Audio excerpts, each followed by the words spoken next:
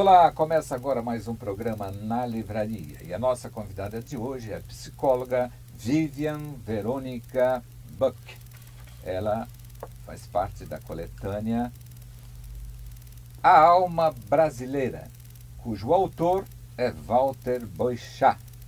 Vamos saber tudo sobre essa obra no programa Na Livraria. E na sequência, como sempre, o nosso sommelier Luiz Couto. E vou encerrar falando de 2 livros, sempre um sucesso nacional e também um sucesso regional. Voltamos em seguida.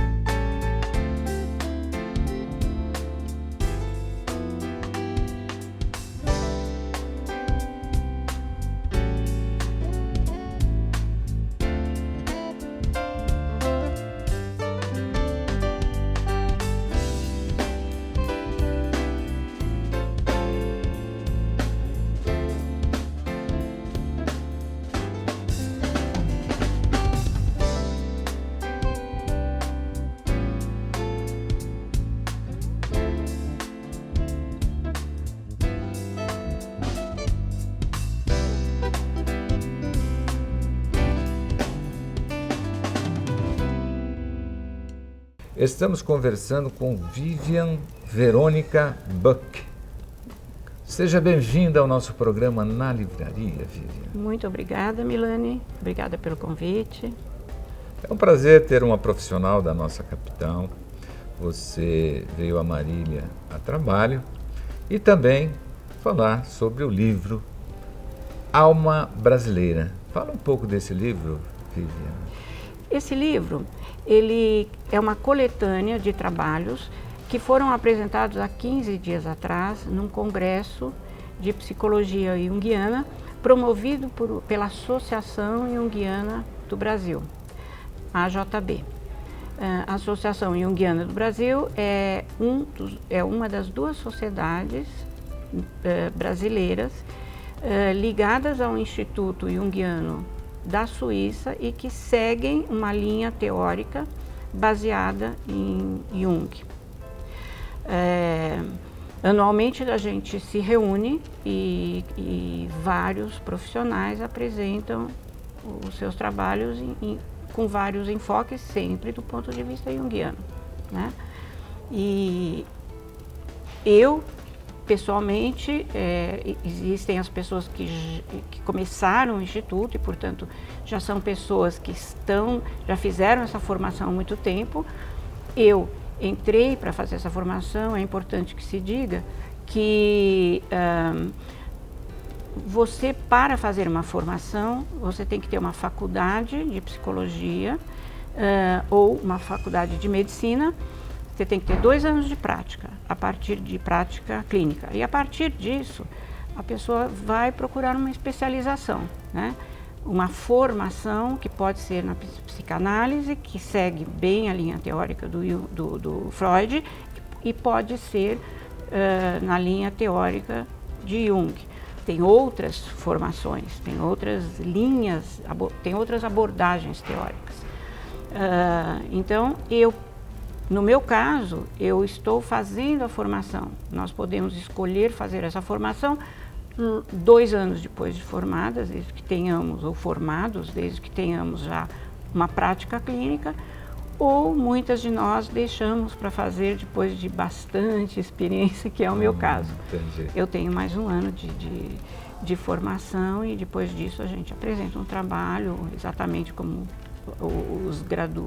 a pessoa que faz a graduação, né? Nós temos a obrigação de apresentar uma monografia e nós nos tornamos membros da Sociedade Junguiana do Brasil, que tem institutos em várias cidades do Brasil.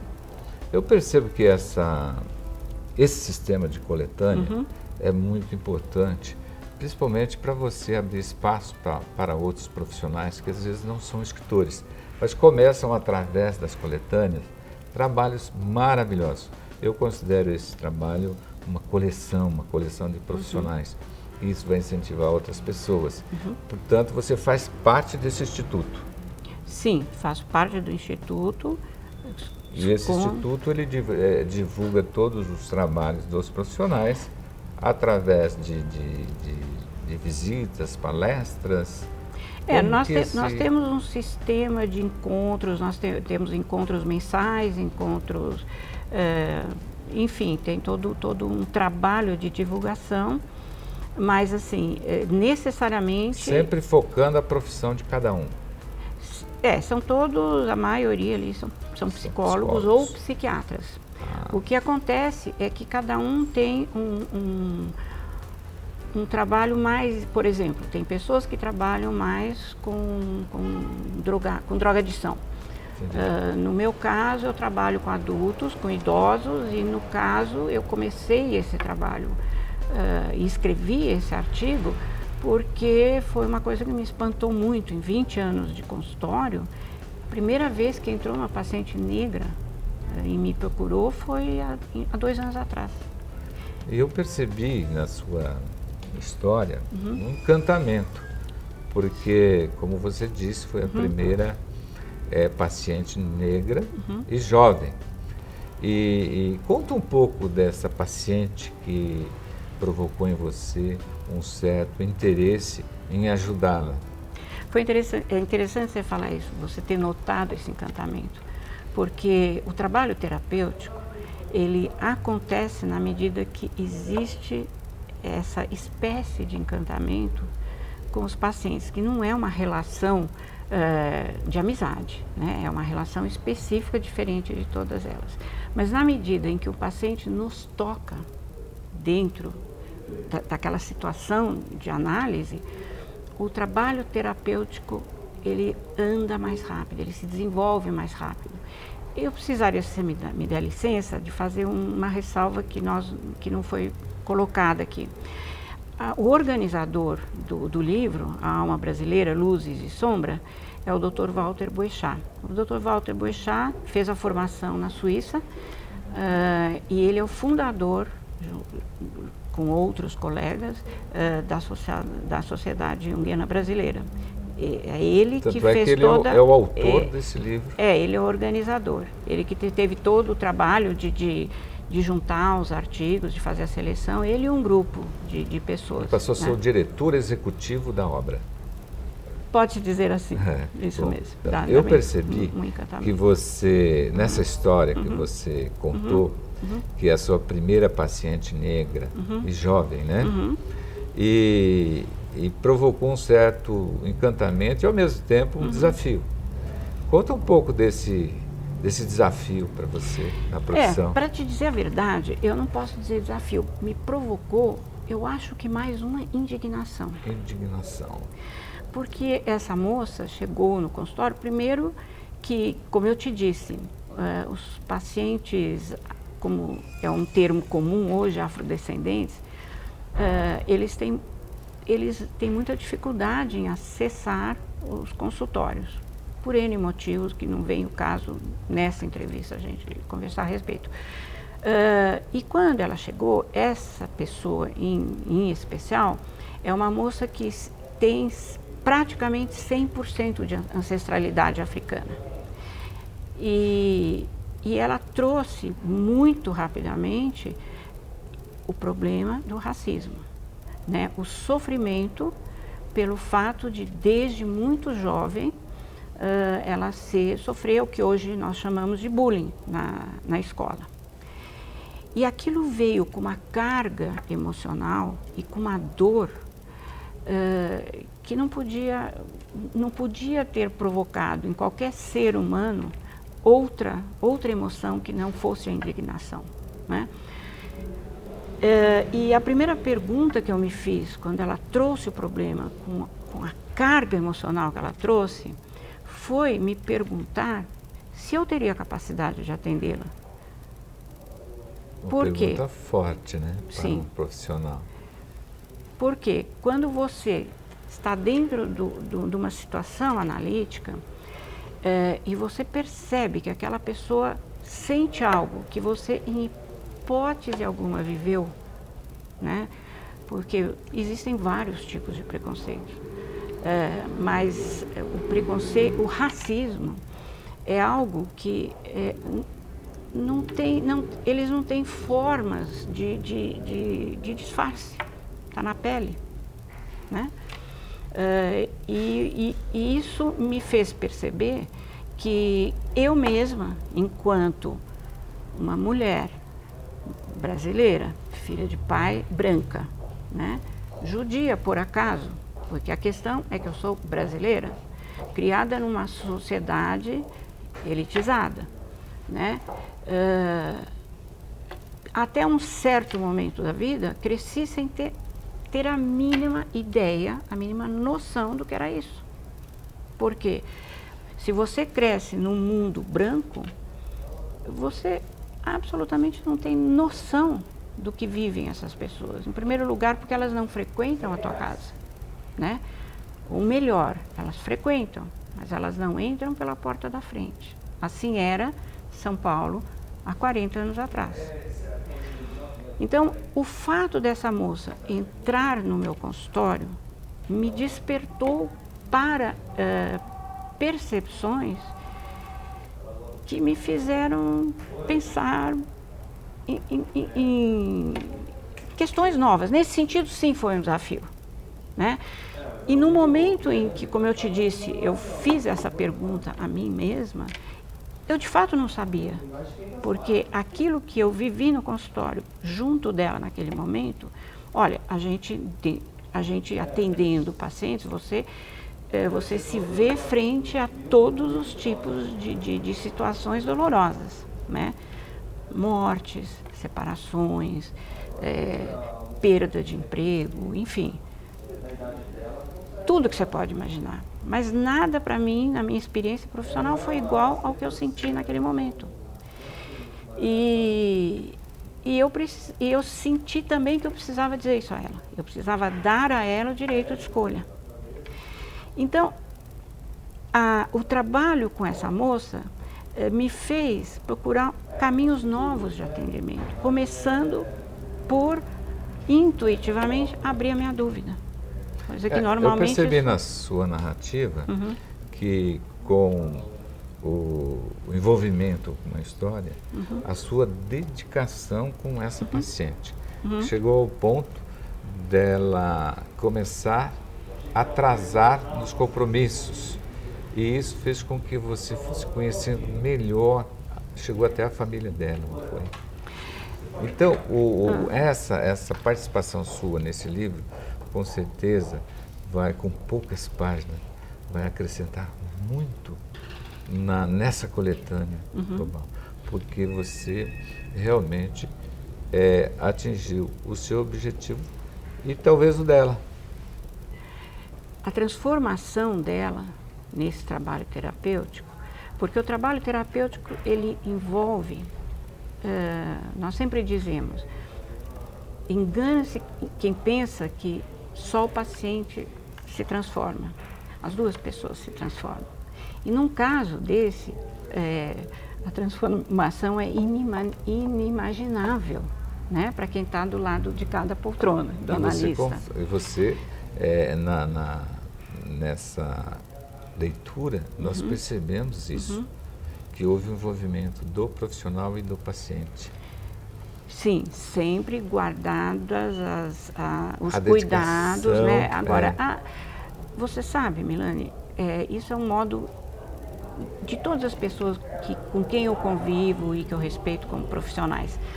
Essa dedicação não é só a ela, essa dedicação tem que existir no trabalho analítico. O trabalho analítico, ele exige esse envolvimento. Eu trouxe este trabalho para o Congresso porque, de fato, ele me fez perceber que, e logicamente depois procurando referências teóricas e fora do Brasil, inclusive, não é só aqui que acontece. É muito difícil para qualquer ser humano, em países onde existe o racismo, ele perceber o racismo, o próprio racismo, porque o racismo está impregnado nas pessoas. Nós nascemos dentro de um mundo, aqui no Brasil e em outros lugares, Estados Unidos, Inglaterra, tem trabalhos como esse, na Austrália tem muitos casos relatados, e em outros países também, a gente não se dá conta, e isso se reflete muitas vezes dentro do trabalho analítico, e isso cria entraves para o desenvolvimento da terapia.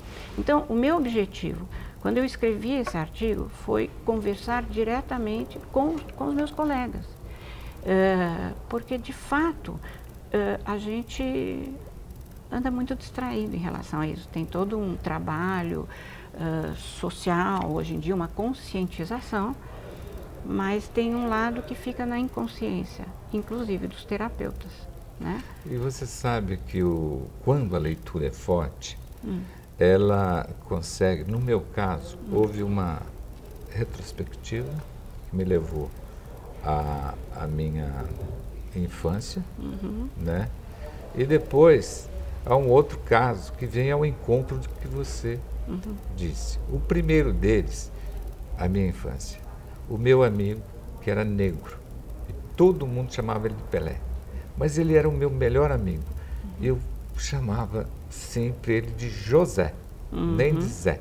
Então nós estudamos junto, até depois o destino, cada um foi para um lado, mas eu tinha esse carinho com ele, porque ele não passava em momento nenhum que ele era negro, ele era igual aos outros. E quando eu li isso aí, eu percebi que a menina tinha essa dificuldade, enquanto que o meu amigo não tinha, né? Então, o preconceito, às vezes, de alguns negros, está realmente na infância, como você conta, né? O preconceito começa muito cedo.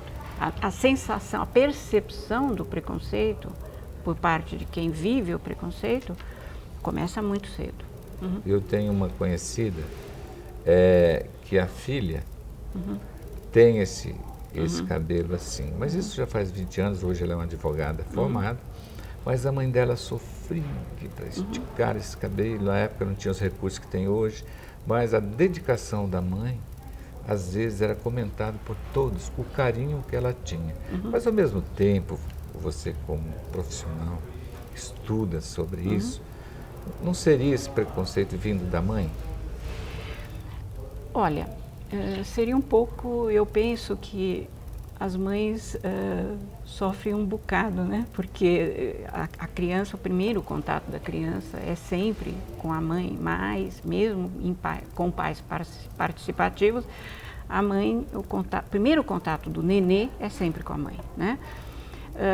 Mas essa mãe está inserida num mundo preconceituoso. Então, né? Então, quando você vê uma mãe tentando alisar o cabelo da filha, ela está reproduzindo algo que acontece lá fora. Ela sente ela imagina, porque na verdade isso hoje em dia já se sabe, que ela alisando o cabelo, ela vai ser mais aceita.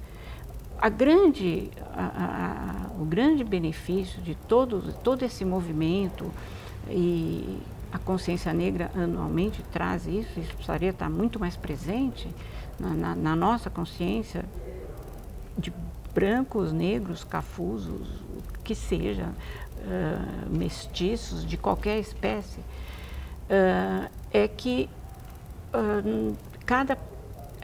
você está falando num problema de identidade. Quando uma mãe diz para a filha, não vá à rua com seu cabelinho chamado duro, né? Ela está dizendo, você não vai ser aceita. Ora, como é que uma criança, uma jovem, pode receber essa mensagem? Eu sou assim e não sou aceita do jeito que sou. Porém, a gente tem que pensar que esta mãe viveu o mesmo problema, os mesmos preconceitos, né? É quando você explica dos atrasos da sua paciente. Isso, então voltando que vem lá da família. Exatamente. Este momento foi um momento crucial. Por quê? Porque no trabalho terapêutico, a gente costuma dizer que num determinado momento do processo analítico, a pessoa que está se submetendo, né, que está fazendo a análise dela, ela começa a reproduzir comportamentos que ela tem fora do nosso consultório. E a nossa relação era muito fácil, era muito proveitosa, tudo acontecia muito rápido. E eu realmente estranhei, porque eram atrasos muito significativos. E depois nós fomos constatar que isto se devia justamente ao fato de que ela e muitas outras pessoas desses grupos todos, que hoje eu frequento, né? Porque eu não acho concebível você trabalhar com etnias diferentes, com grupos religiosos diferentes, se você apenas fundamentado num curso teórico. Você frequenta esses ambientes? Eu tenho hoje? frequentado, e esse tem sido o grande diferencial do meu trabalho. Né? Você aplica isso na sua profissão? Sim, eu saí, eu percebi que... Deixa eu só terminar, porque senão eu corto o caminho aqui. Então qual foi a explicação disso, né, dos atrasos? Quando nós tocamos nesse problema, num determinado momento ela percebeu que ela atrasava na vida real também, na vida fora do consultório, que a mãe dela atrasava, que a irmã dela atrasava. Uma corrente. E ela então faz o comentário que foi o grande mistério desvendado. Verônica, todos nós atrasamos, porque ninguém nos vê, nós somos invisíveis. Então, se nós chegarmos na hora ou chegarmos atrasados, tanto faz. Então, o que eu digo no artigo... Nossa, como é profundo esse muito pensamento profundo dela. Então, o que eu percebi nesse momento é que a análise, e isso é um trabalho que Jung fez muito, né? Ele levantava sempre essa questão. Uma pessoa não traz apenas os problemas individuais, ela traz toda a história da família, do povo a que ela pertence, e isso aconteceu no consultório. Então, assim, os atrasos dela falavam de uma questão de invisibilidade que hoje eu ouço sistematicamente. São duas questões que são muito discutidas nos grupos, nesses grupos que se reúnem, né? Tem grupos angolanos, grupos brasileiros e angolanos, e eu tenho estado muito próxima deles. As duas questões que eles citam muito é a questão da identidade e a questão da invisibilidade dos negros. É uma invisibilidade simbólica, né? Eles não se sentem vistos. E esse foi o grande passo, né? Quando nós duas tomamos consciência disso. Quem de nós que não temos esse contato com pessoas que sofrem esse tipo de experiência, que vivem isso, que eles se sentem invisíveis? E que nós fazemos, muitas vezes, deles seres invisíveis. Nós não temos consciência disso. Nós não fazemos isso porque somos pessoas más. Isso é uma questão cultural, né? Nós dizemos em psicologia que este é um complexo cultural e que está no coletivo. E que nasceu na época da descoberta do Brasil, quando o português chega aqui. Inclusive, você fala desse mundo que você viveu, né? Você teve uma pessoa que era secretária de serviço, que era uma negra, né? E que eu achei interessante também, só para dar continuidade a essa sua história, que você viu que eu prestei muita atenção, que você fala de dois pintores, que é o de Cavalcante e o Portinari, sim. Que trabalhou a raça negra, né? E esse envolvimento que você contou da sua paciente envolvendo a arte, a dança, eu achei muito interessante, porque faz com que as pessoas que tiverem acesso a esse livro vão compreender facilmente esse trabalho de vocês.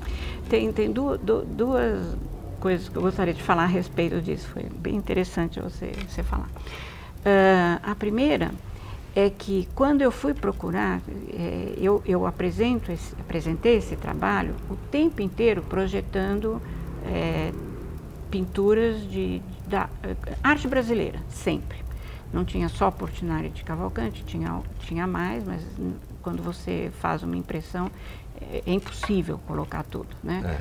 E assim, eu não falava, eu usei, porque no nosso trabalho nós entendemos que a expressão não verbal é muito importante. E a arte é uma forma de expressão cultural, é uma reprodução daquilo que a gente vive, porém de uma forma, a mim, muito agradável, né? Toca realmente os nossos sentimentos, as nossas emoções. Quando eu comecei a procurar e selecionar, eu notei, na obra inteira do de Cavalcanti, você não consegue achar uma pintura onde existam pessoas brancas e negras juntas. Você tem mulatas, que se você deve se lembrar bem, que em algum momento do livro eu digo que até um certo ponto, quando hoje essa consciência já surge, os negros, eles só apareciam, as mulheres quando eram sensuais, e os homens quando eram músicos e jogadores de futebol, ou nas músicas, no samba enredo. Né? Você cita uma modelo que foi uma negra de Cavalcanti? Ex-modelo de Cavalcanti, que se casou com esse pintor que eu cito ali também, que é um alemão, judeu, branco, introvertido, surrealista, e ele ficou encantado, porque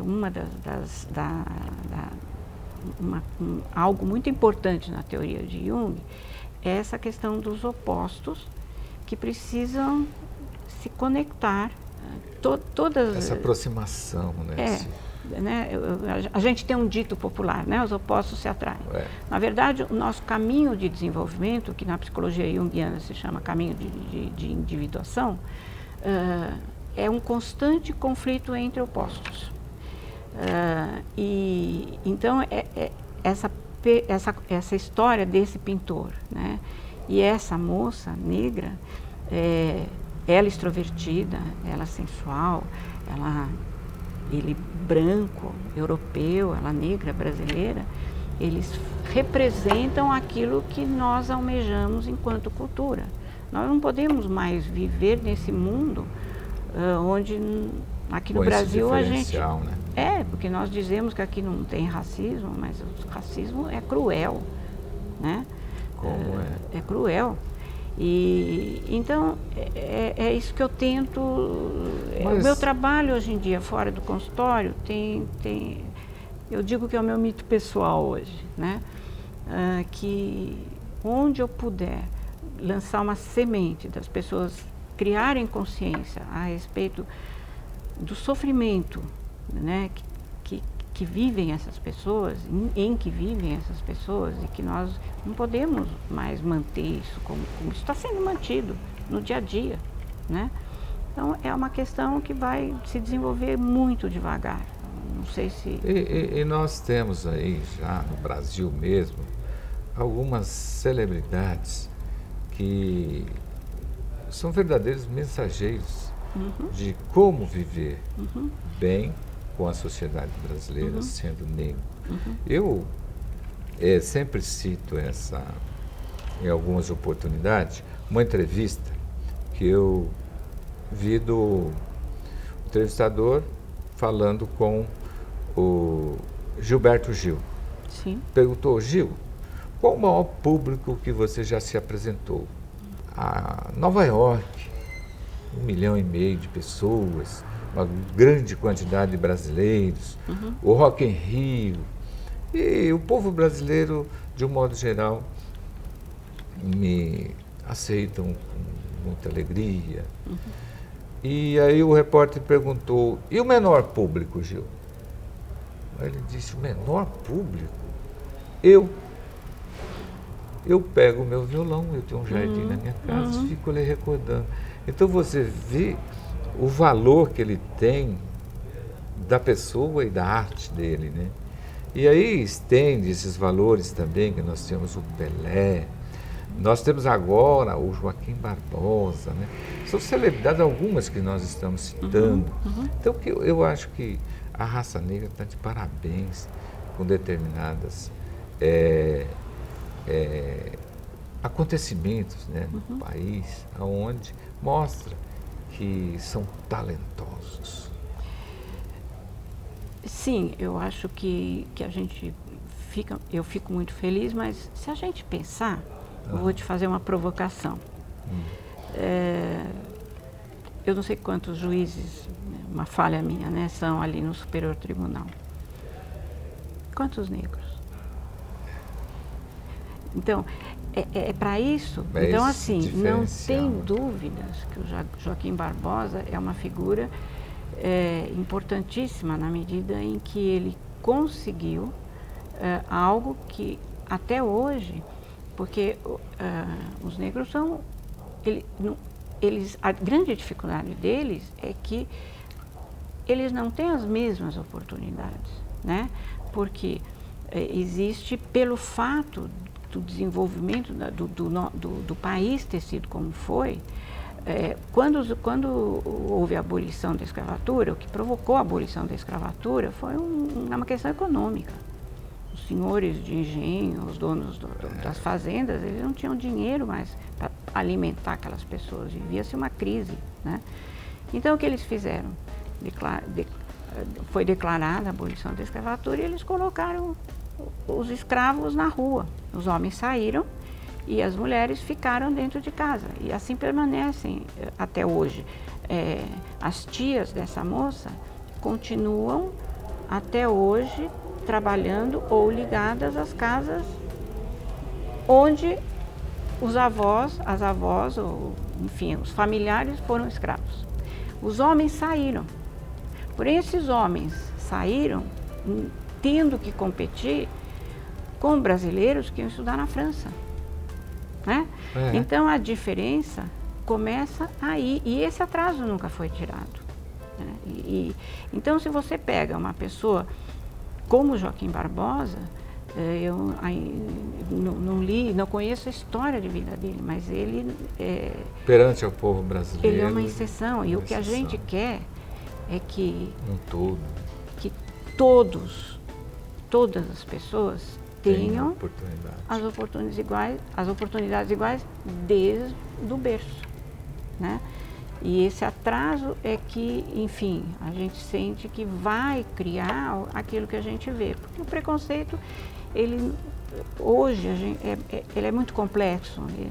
A gente não pode falar que ele esteja ligado só à cor, né? Ele está ligado a classes sociais, uma série de questões. E entrando nesse mundo aí, hoje a música, você até cita, né? O hip hop, ele está levando uma mensagem, né? E quando você falou dos escravos, me veio uma lembrança aqui de um entrevistado recente, de um guitarrista, que ele diz que o blues nasceu do som das correntes. Então, como eles todos juntos trabalhando ali naqueles navios, e o barulho da corrente nasceu o ritmo do blues. E também o bend da guitarra seria o gemido. Eu fiquei curioso, né? Você vê que mesmo com toda essa dificuldade do negro, o sofrimento deles, o artista retira, né? Como nós citamos aqui os pintores, o negro no Brasil, né, o samba. Então eles têm muito para mostrar.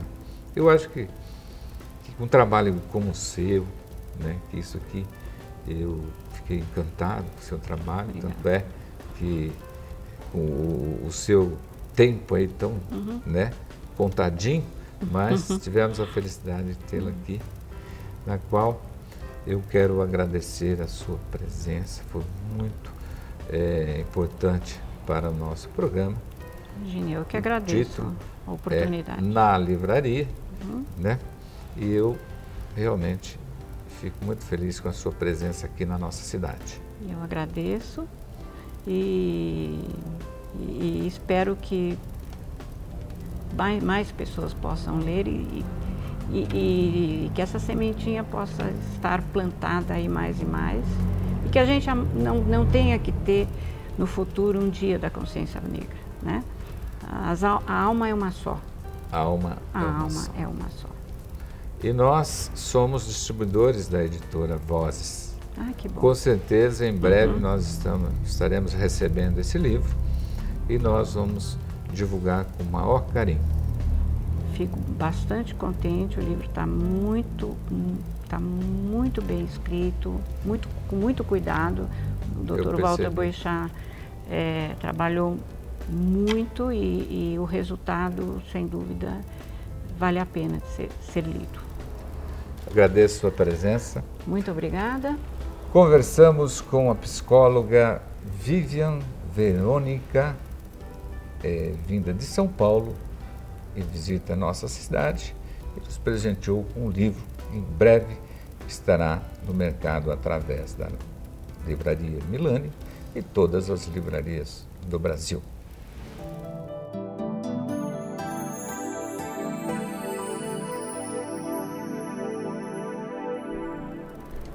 Eu sou o sommelier Luiz Escolto. Estamos aqui no programa Na Livraria. Eu venho para trazer mais algumas informações sobre o mundo do vinho, este universo que alimenta tantas pessoas no nosso planeta e mantém negócios. Os negócios do vinho são abundantes e ultrapassam os oceanos. O que eu quero dividir com vocês hoje é a seguinte informação. Dentre as características do vinho, que são normalmente percebidas pelos curiosos e pelos amantes do vinho, está a questão da acidez. Em outro programa, eu já falei da importância da doçura. Hoje eu vou ressaltar a importância da característica acidez. E eu diria assim que vale a pena a gente perceber e aprender um pouquinho sobre isso. Observe o seguinte, a acidez está ligada com a questão da qualidade do vinho, da estrutura do vinho, e com a idade do vinho, digamos assim, o quanto ele tem de envelhecimento neste vinho.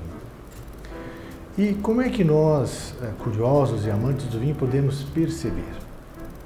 Depois da descida do vinho na taça e um leve movimento para começar a explosão de aromas nessa taça, nós trazemos um gole à boca. Depois, e antes desse gole chegar à boca, nós já percebemos pelo nosso nariz, pelo sentido do olfato, algumas características de que esse produto tem alguma acidez. Quando este gole então chega à boca e passa ali pelas papilas, nós sentimos a sensação do azedo.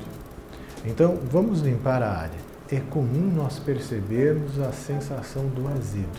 O azedo está ligado com a ideia da acidez. É evidente que nós estamos falando aqui daquilo que traz um certo equilíbrio ao vinho. Nós percebemos na prática, na hora, a língua dá uma leve formigada, né? E você percebe essa acidez no contorno da língua.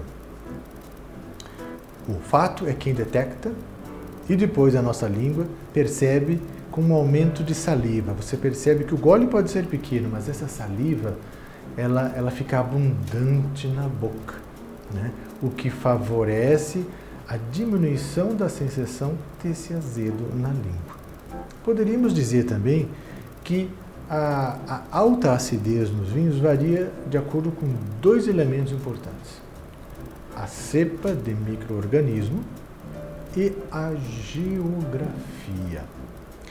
Você está lembrado dessa palavra, cepa, geografia? Quando nós conversamos recentemente sobre terroir, ali nós falamos da importância da relação do homem no campo, as condições climáticas, o solo, a chuva, a quantidade de sol, tudo isso influenciando no amadurecimento das uvas. Pois é, a acidez que dá estrutura ao vinho, ela, nesse momento, ela tem uma relação direta com o tipo de micro-organismo, que nós chamamos de cepa, e com a questão da geografia. A área de plantio, de cultivo e de retirada do fruto da área de produção para iniciar o processo de separação e limpeza e aí a vinificação propriamente dita. Poderíamos dizer de modo genérico que os climas mais frios vão gerar vinhos um pouco mais ácidos, com uma acentuação deste ácido. E os climas mais quentes terão condição de ter um vinho menos ácido, até por conta da transformação do açúcar em álcool gerado pela área de sol maior. Né? Poderíamos dizer também o seguinte, que a acidez ela é responsável pela refrescância do vinho. Daqui a pouco eu vou dar alguns exemplos e você vai conseguir identificar com mais tranquilidade na hora de selecionar o seu vinho. Essa refrescância ela traz um equilíbrio na boca, né? E esse equilíbrio tem, na prática, a presença do álcool e do açúcar. Então, o álcool, o açúcar, né? E temos atrás aí a acidez e uma certa concentração de tanino. Estes elementos compõem a estrutura do vinho. A acidez, então, ao ser percebida em boca, ela é responsável pela conservação deste vinho e também da questão do envelhecimento. Estas são informações que o sommelier está passando para você, ouvinte, nesse momento, e nós temos uma contribuição aí para o período do Natal que envolve trazer algumas informações para o nosso consumidor, de tal sorte que ele faça uma boa seleção. Muito obrigado e até o próximo programa.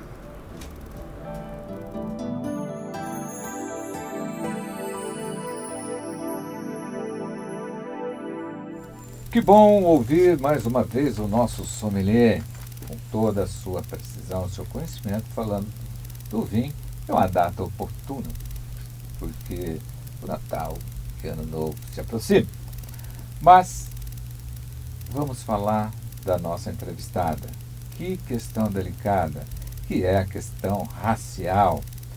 A nossa psicóloga Vivian Verônica Beck, o nome que você precisa ler, pesquisar, porque vale a pena. E, como sempre, vou falar dos livros. Um livro que eu vou mostrar hoje dispensa comentários, porque eu estou falando de Paulo Coelho. Paulo Coelho, sucesso mundial.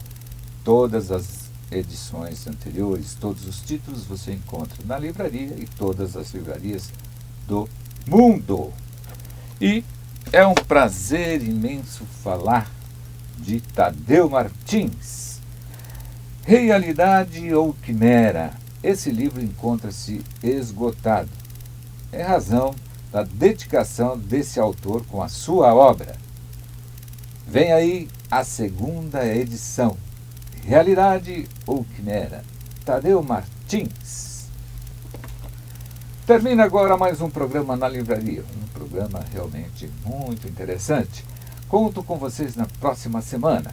E eu convido você para acessar o nosso site livrariamilani.com.br, TV Campus e você aqui na livraria. Um abraço a todos. Já cantei no mato, na beira de um riacho, bem juntinho dela. Já cantei na rua, olhando pra lua, agarradinho com ela. Já cantei na praça, já cantei de graça, a pedido dela. Fui cantar no estrangeiro pra ganhar dinheiro, mas eu fui sem ela. Não pude aguentar